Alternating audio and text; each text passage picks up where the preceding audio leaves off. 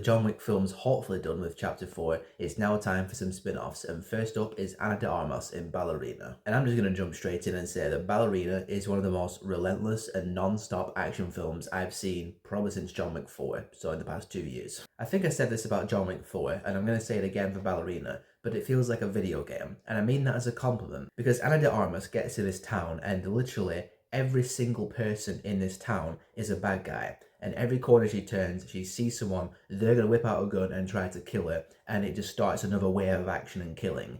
And I enjoyed it for that. And at a point, I was just chuckling because these fight scenes and shootout scenes happen completely out of nowhere, and next thing you know, it's a 5-10 minute sequence of just non-stop death. But like the John Wick films, the kills, the deaths, very fun, very entertaining. It is a bit more absurd than the John Wick films at a point when they just have Ana de Armas do way more extreme things. Like in the trailer, you see the part with the flamethrower. That's just a taste of the flamethrower action.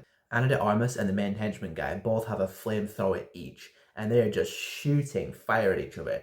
Fire is going all over the place. They're dodging fire, other people are catching fire. It's batshit crazy. And there's another scene earlier where Ana de Armas is armed only with grenades, and she's just chucking them, they're blowing up, and 2 people blow up in this film, as in explode.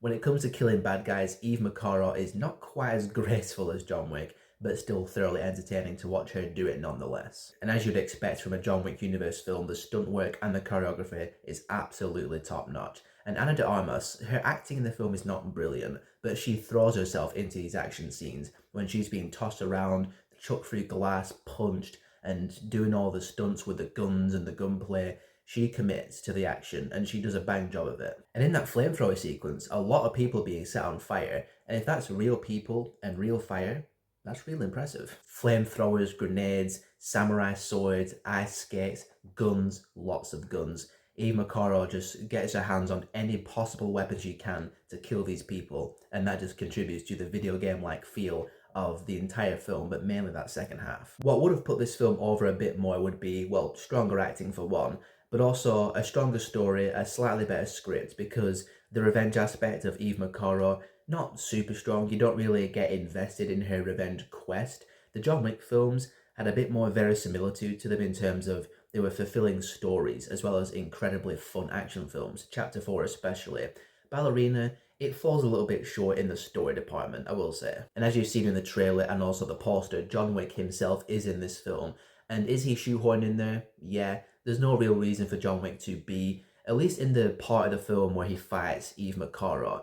That whole thing is just kind of pointless. You could have taken John Wick out and found another way for Eve McCarro to learn. She has until midnight to get the job done. If he's only going to be in this film to hand over the reins to Ana de Armas to lead her own spin-off franchise, and he's not going to appear in the next couple of films, then okay, I'll be fine with that. And I'd be down for a Ballerina too, by the way, because despite this film's flaws, I still had a really good time watching it, purely as an action film, with a fun protagonist killing bad guys in thoroughly entertaining and gloriously brutal, absurd manners.